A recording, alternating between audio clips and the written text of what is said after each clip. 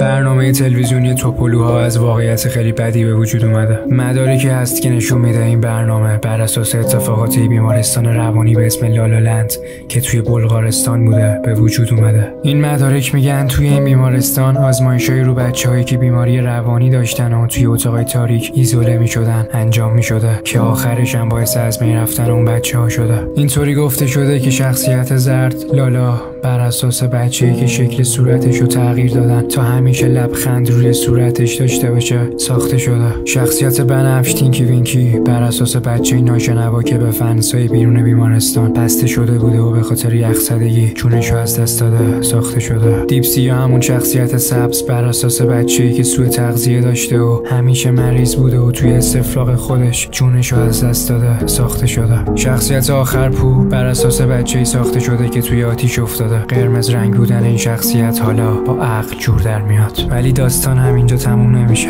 دلیل اینکه توی شکم توپلوها تلویزیونه به خاطر اینه که این بیمارستان برای بخشی از آزمایش‌ها قصد داشته تلویزیونای خیلی کوچیک اتاق این بچه‌ها رو ازشون بگیره. اون بچه‌ها به خاطر اینکه تنها دلخوشیشون تو این دنیا این تلویزیونا بودن اونا رو میخورن تا مسئولین دیگه نتونن اونا رو ازشون بگیرن. خب پس جالبه که بدونی